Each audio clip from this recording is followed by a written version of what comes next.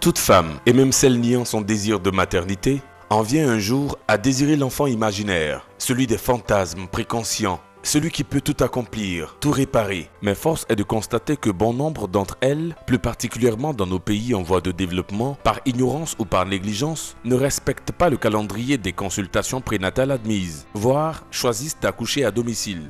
Un choix qui n'est pas souvent sans conséquences. Au nombre de ces conséquences figure la fistule obstétricale. Mais qu'est-ce que c'est que la fistule obstétricale? C'est une maladie qui affecte les femmes qui souffrent pendant l'accouchement ou juste avant l'accouchement, quand les travaux durent longtemps. Donc il faut que la femme sache aller à l'hôpital immédiatement parce que sinon ça peut lui affecter et elle va souffrir d'une fistule. Ainsi, les femmes porteuses de cette maladie doivent faire face à deux chocs, celui de la perte d'un enfant et la douleur, et celui de l'incontinence urinaire ou fécale liée aux fuites incontrôlables des urines et des selles à travers cette communication anormale, un trou causé par les lésions tissulaires du fait de la longue compression et du blocage de la circulation sanguine. Après l'accouchement, moi j'ai suivi une opération. Donc après l'opération, comme je revenais à la maison, et après l'urine a commencé à couler. Donc, je ne savais pas au juste c'était quoi. Donc je suis pardon, de 2006 en 2010. Quand j'étais là, je trouvais les travaux mais je ne peux pas faire. Mais maman m'a dit qu'elle était fatiguée de moi. Est-ce qu'elle peut retenir l'urine? Elle dit mais je suis trop grande. Quand j'étais comme ça enfant, quand ma fille elle a dit ah, grand-maman pas t'a fait ça. Maman est malade, je dois la soutenir. À chaque fois qu'elle part, je pleure. Mais quand je suis dans une association, je ne parle pas de ça. Qu'est-ce que quelqu'un a ça? Si la personne m'a appelé, moi j'ai pas de la courage. Moi j'ai eu ça. Parce que quand j'utilise de mourir, moi j'ai failli me suicider de la cause de ma fille. Grâce à quoi aujourd'hui, une FPA a pour exemple IBF aujourd'hui, ça va chez moi. La fistule est survenue lors de ma deuxième grossesse. Et c'est tout dernièrement à la télé, j'ai entendu parler de la caravane organisée par Koika. C'est dans ça qu'on est arrivé à San Pedro le 18 et on nous a logés dans les maisons qui ont été aménagées. Et c'est le dimanche qu'on m'a prise que l'opération a été effectuée. À la grâce de Dieu, je ne sens plus les selles remonter, tout est vraiment normal. Au moins 2 millions de femmes souffrent encore de la fistule obstétricale en Afrique subsaharienne, en Asie du Sud et dans la région arabe. Quelques 10 000 nouveaux cas sont enregistrés chaque année. En Côte d'Ivoire, le taux de mortalité maternelle reste élevé et est même en hausse. En effet, le taux de mortalité est passé de 543 pour 100 000 naissances vivantes en 2005 à 614 pour 100 000 naissances en 2012. Cette situation est due au faible niveau d'accouchement assisté et à l'insuffisance qualitative et quantitative des structures sanitaires du fait de leur dégradation et destruction pendant des longues années de crise militaro-politique qu'a connu le pays.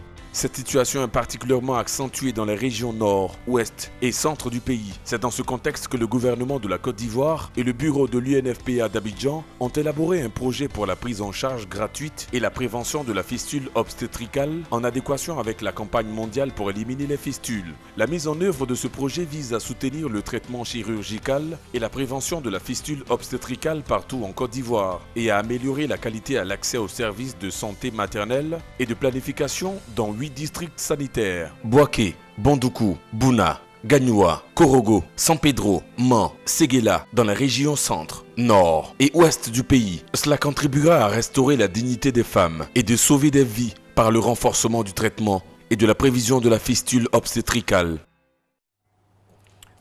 Voilà, vous avez bien compris le sujet du jour. C'est une maladie qui n'est pas, ma foi, très connue parce que les victimes ont tendance à le cacher parce que ça peut être perçu comme des situations dégradantes, déshonorantes, incommodantes du fait justement de tous les désagréments que cette pathologie peut causer chez celles qui en souffrent. Alors, rebonjour, docteur Billet. Bonjour.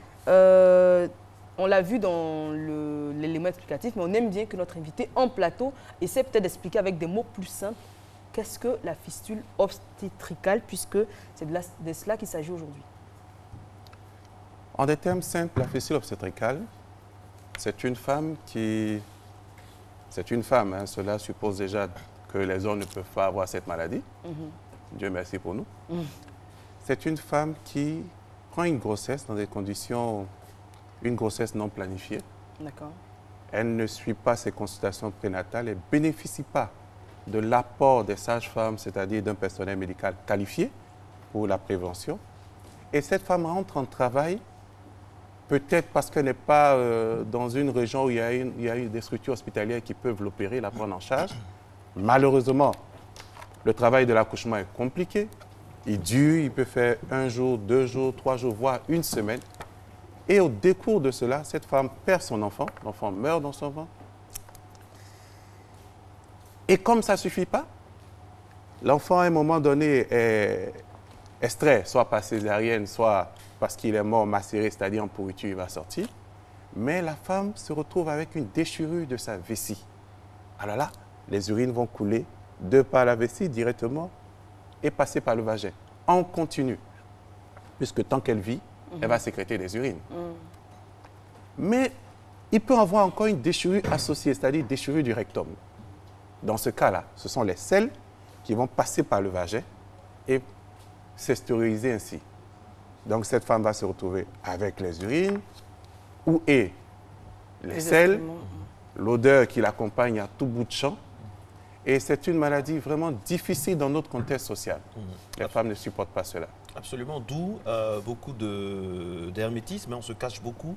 Et cela en rajoute bien sûr à la difficulté que vous avez. Je rappelle donc par rapport au Fonds des Nations Unies pour la population, ce n'est pas évident. C'est déjà essayer de les trouver, de les sensibiliser et de leur montrer qu'après tout, malgré les difficultés, malgré certaines difficultés à assumer, ce n'est qu'une maladie qui peut, surtout, bonne nouvelle, se traiter et bien se traiter. On peut vivre avec normalement. Vivre avec, normalement, je ne pense pas, parce que c'est difficile à accepter. Mais que cela peut se traiter, oui. Effectivement, le ministère de la Santé,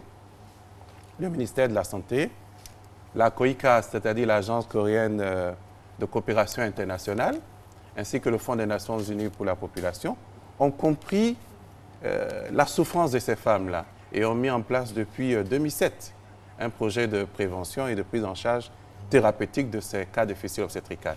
Il faut dire que l'Agence de coopération coréenne nous appuie depuis 2012 et cela nous permet de booster nos actions, de prendre en charge beaucoup plus de femmes. Concernant le fait qu'elles se cachent, effectivement, elles se cachent parce qu'elles ont honte, parce que les pesanteurs de notre société ne leur font pas de cadeaux. Absolument. Une grande personne qui perd les urines ou les selles, elle est traitée de tous les noms. Prenez d'abord un enfant qui pisse au lit. Hein? Je connais cette chanson qu'on a tous chantée, je ne sais pas si vous vous rappelez, Grand Gaillard pissé. Alors, mais quand c'est une dame, comme vous, madame, on touche du bois. Il n'y a pas de bois, mais je ne lui souhaite pas ça. Je veux seulement que quand c'est une dame qui n'a eu de mal, en fait, son seul mal, c'est de vouloir donner la vie. Oui. Et qui se retrouve au décours de ça, avec cette pathologie-là. Elle perd les urines. En règle générale, l'homme, son conjoint, il est incommodé également. Et il est incommodé et très souvent, il la rejette. La communauté. La dose de compréhension nécessaire pour l'accompagner, la soutenir. Bon, vous savez, il la soutient un peu au début, mais comme il ne voit pas de solution à son niveau, il ne voit pas de solution, il a tendance à l'abandonner. La communauté aussi a tendance à l'abandonner. Elle ne peut plus venir sur la place publique, elle ne peut plus aller au marché, elle ne peut plus vendre de galettes, par exemple, si elle faisait un commerce de galettes. Vous savez ce qu'on raconte, hein? Elle a mis les urines dans les galettes et tout. Donc, cette femme se retrouve, en fait, dans une société bel et bien vivante, mais inexistante. Alors, cette société dont vous parlez, est-ce que c'est exclusivement les sociétés rurales ou dans nos villes, peut-être chez les franges les plus fragilisées parce que défavorisées, ce sont des cas qui existent? La fistule obstétricale est une pathologie qui touche toutes les sociétés, qu'elles soient rurales ou urbaines, mais beaucoup plus majorée, j'en conviens, dans les zones rurales.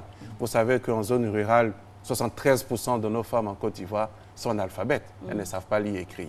Donc, du coup, elles n'ont pas forcément la connaissance de la prévention. Vous savez aussi que dans nos zones rurales, les pesanteurs, j'appuie bien sur le mot, les pesanteurs sociales font que les femmes ne fréquentent pas forcément les structures de santé. Elles préfèrent la vieille matrone du coin. Oui. Hein, vous avez aussi certaines pratiques traditionnelles néfastes, l'excision, les mutilations génitales féminines, ces boissons qu'on fait boire à nos mamans, soi-disant, ça va faciliter l'accouchement. Hein. Et la matrone n'est pas formée pour ça, elle n'a pas la connaissance d'une sage-femme. Elle ne sait pas que cette grossesse est une grossesse à risque.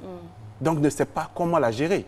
Dès lors, la femme rurale est beaucoup plus exposée. Plus vulnérable. Elle est plus vulnérable à la fistule obstétricale. Et je suis d'accord avec vous que, vu que c'est les femmes rurales qui sont exposées, c'est pour cela que le Fonds des Nations Unies, l'Agence coréenne de coopération internationale et le ministère de la Santé ont décidé d'aller vers ces femmes-là. Non seulement pour les informer sur tout ce qui est prévention, comment éviter cette maladie, mais ensuite leur montrer que cette maladie peut se prendre en charge pour celles qui en souffrent et qu'on en guérit. Et ça, c'est une information que je pense que vous devez nous aider.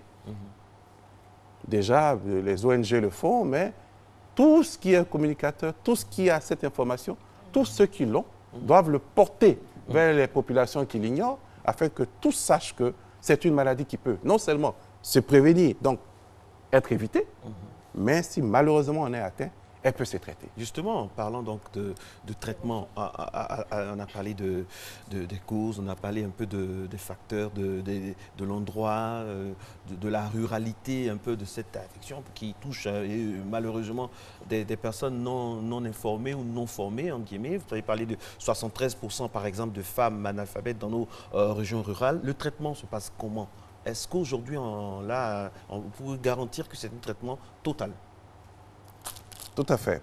Vous savez, le projet que nous gérons, le projet de prévention et de prise en charge des fistules obstétricales, qui est financé en grande majorité par l'Agence de coopération internationale coréenne, ce projet, vous avez vu dans le petit film que vous avez passé, s'est implanté à l'intérieur du pays, a mis en place des centres à Man, à Boaké, à Korogo, à Bandoukou, à Séguéla, à San Pedro, et même veut ouvrir un centre à Bouna. Si vous regardez la carte de la Côte d'Ivoire, ces centres sont mis de telle sorte que les femmes aient à parcourir le moins de distance possible. Vous me direz le Sud. Mais le Sud, il y a les centres hospitaliers universitaires de Cocody, de Yopougon, de Treichville, où sont nos éminents professeurs qui nous ont enseigné et qui sont là pour prendre en charge ces cas de fistule dans le Sud. Mais nous avons implanté ces centres à l'intérieur parce que ce sont les zones rurales qui sont le plus touchées. Et là, le projet prend en charge gratuitement, puisque tous les intrants sont achetés par le projet, grâce au bailleur, la COICA, qui finance à hauteur de 6 350 000 US$. D'accord. Vous voyez un peu l'apport de cette structure-là dans la prise en charge des fistules obstétricales. Donc, pour rester dans le traitement, est-ce qu'il est forcément chirurgical? Tout à fait. Il est forcément chirurgical. On ne peut pas soigner la fistule. C'est une déchirure de la vessie ou du rectum. Alors, il faut le traiter chirurgicalement, c'est-à-dire fermer ce trou qui existe là. Alors, il y a une question donc, de Mme K.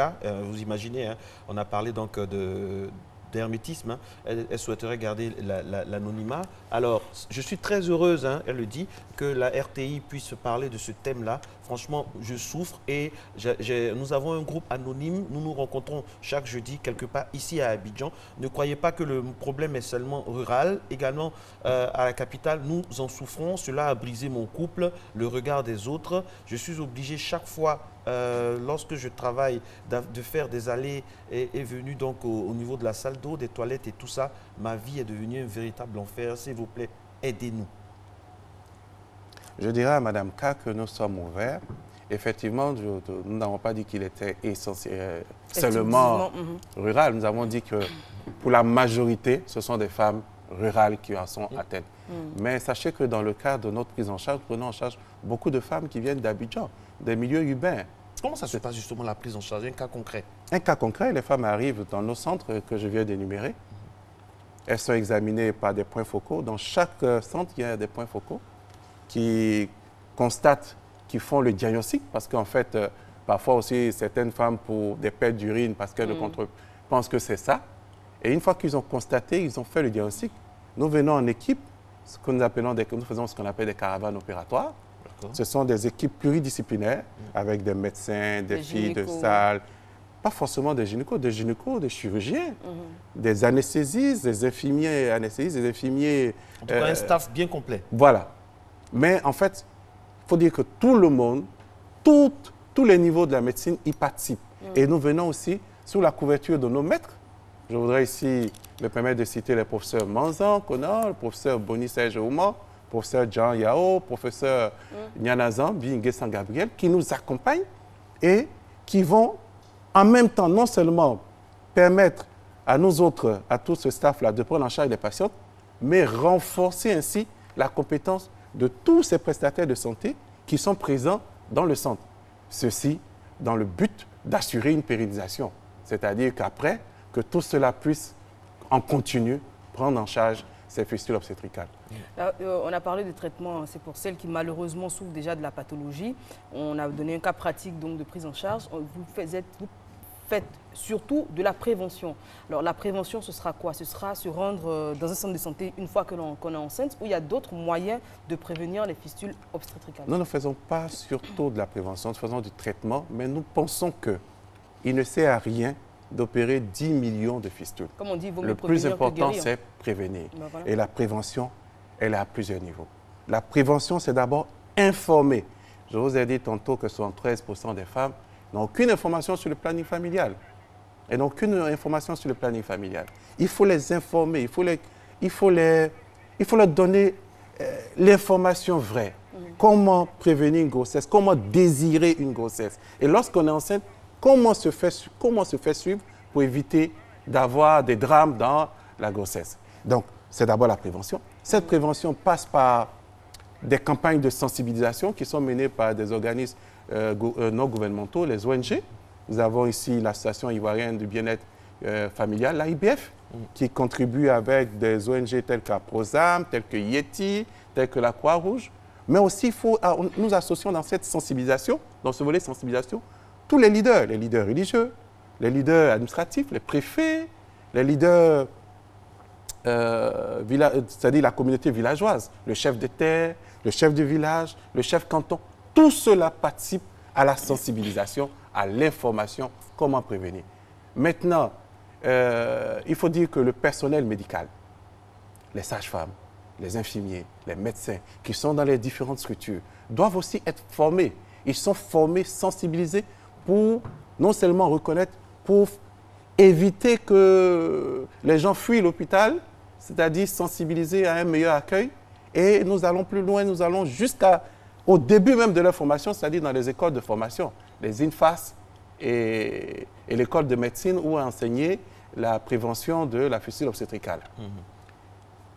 Nous venons vers vous ici, comme c'est l'occasion aujourd'hui, passer par vous, vous donner l'information de la fistule obstétricale pour que vous la reportez au niveau de toute la population ivoirienne.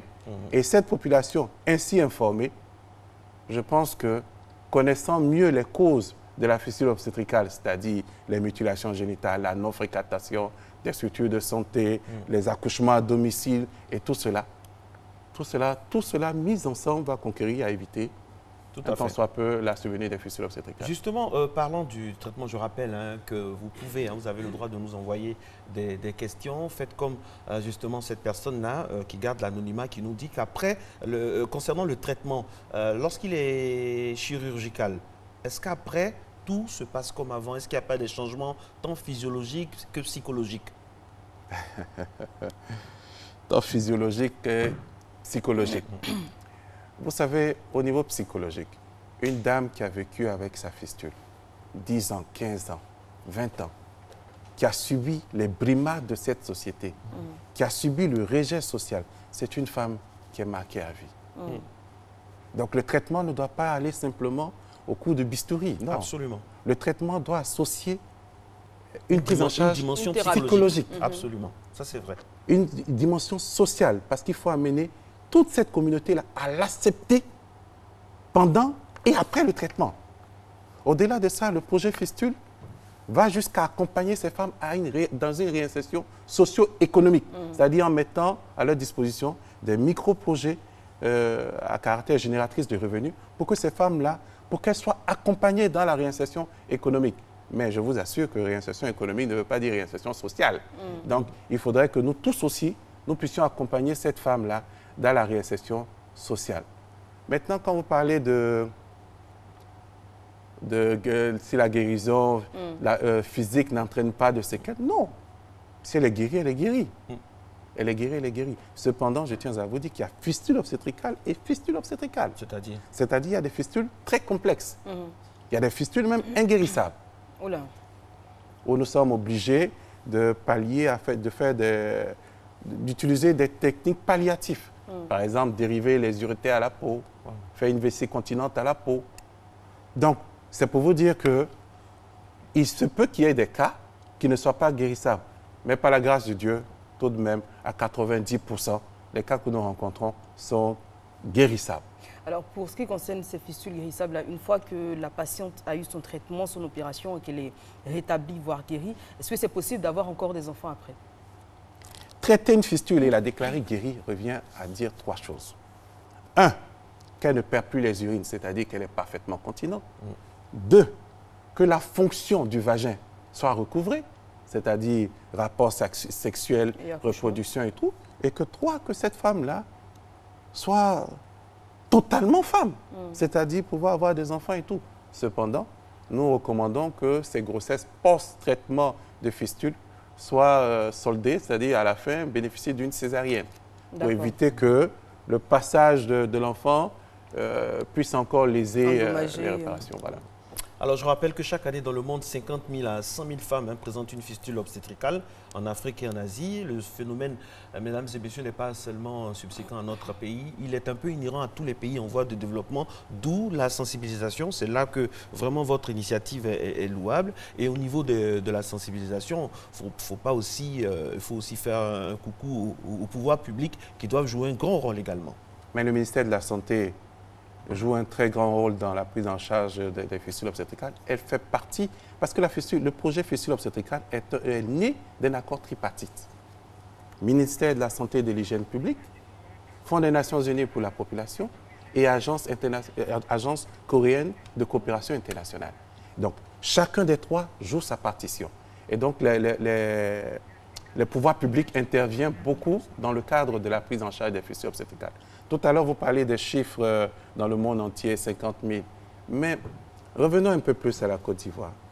Voyez-vous, le taux de mortalité au niveau de la Côte d'Ivoire est passé de 543 en 2005 à 614. À 614 pour 100 000 naissances vivantes. En 2012. En 2012, pardon, excusez-moi. En 2012. Ça veut dire quoi? Qu'est-ce que cela veut dire concrètement pour le commun des mortels? Vous savez, nous les médecins, nous avons des termes qui perdent presque tout le monde. Ça veut dire tout simplement que chaque jour en Côte d'Ivoire, il y a 20 femmes qui meurent en couche. Du fait de la grossesse ou du fait de l'accouchement. Mais sur ces 20 femmes qui meurent là, pour chaque femme qui meurt, il y aura 20 qui vont développer des blessures invalidantes, des lésions telles que la fistule obstétricale. C'est pour vous donner ne serait-ce qu'une idée de l'ampleur de la fistule obstétricale en Côte d'Ivoire. Malheureusement, c'est une maladie dite gênante, dite honteuse. Alors les femmes se cachent, elles se cachent et là ça devient difficile de les faire sortir. Donc quand vous cherchez les statistiques, combien de femmes il y a ici, combien de femmes il y a de portes, c'est difficile. C'est difficile. Mais comme le dit chez nous, en pays à Caen, tapez sur le tas d'ordures et vous connaîtrez la direction du vent. Il nous faut aller les chercher. Donc la recherche des porteuses de fistules est une recherche active. Est-ce que l'épisiotomie peut favoriser les fistules? Au contraire, l'épisiotomie peut empêcher les fistules obstétricales. L'épisiotomie, soit dit en passant, c'est le fait de couper le périnée lorsque la tête de l'enfant passe et que ça coince. Donc, au contraire, il va donc accélérer l'accouchement et donc empêcher que la tête fœtale comprime pendant longtemps la vessie. Non, monsieur, l'épisiotomie protège plutôt de la fistule obstétricale.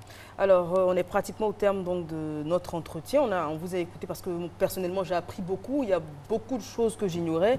Le terme fistule obstétricale, j'en avais déjà entendu parler au journal télévisé, etc.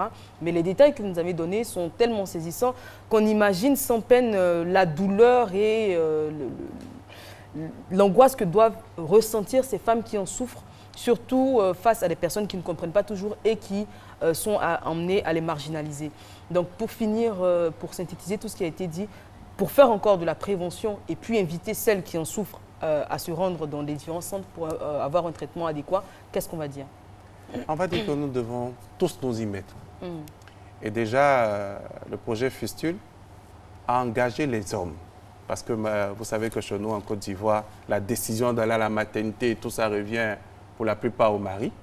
Donc, nous avons mis en place des stratégies telles que l'école de mari. On forme des maris modèles dans chaque village pour que ceux-ci encouragent leurs épouses à aller dans les maternités. Et ça marche très bien. Ça veut dire que vous, hommes de communication, vous, femmes de communication, si vous vous engagez déjà, on pourra aussi avoir de très bons résultats. Et à ce sens même, je me fais fort au nom de l'UNFPA et de la COICA de vous remettre de la lecture sur les fistules obstétricales afin que vous soyez plus étoffés pour lutter contre cette pathologie-là, pour informer la population. Voilà, comme ça. Les gens souvent pensent que la lutte contre les maladies, ça se limite aux médecins. Mais non, c'est ensemble que nous luttons. D'accord? D'accord. Merci beaucoup, docteur Bilé Kwame, chargé de programme Fistule, donc du côté du Fonds des Nations Unies pour la population. Avec lui, nous évoquions un problème très, très important qui mine, on va le dire comme ça, hein, la vie de femmes. Mais heureusement, donc, il y a des traitements. Vraiment, le volet santé de Matin Bonheur, c'était avec lui. On espère que vous aurez appris de toute cette conversation. Eva, voilà. C'est la fin de cette émission. C'est la fin de cette émission. Merci d'avoir été en notre compagnie. Merci à tous nos consultants. Merci aux équipes techniques chapeautées par Félicité Soro. Merci à la rédaction chapeautée par Kadi Fadiga. Merci mon très cher Marco. Merci monsieur. Et 14h30 rediffusion. Demain 5h55 direct. Au revoir. Ciao, ciao. Bonne journée.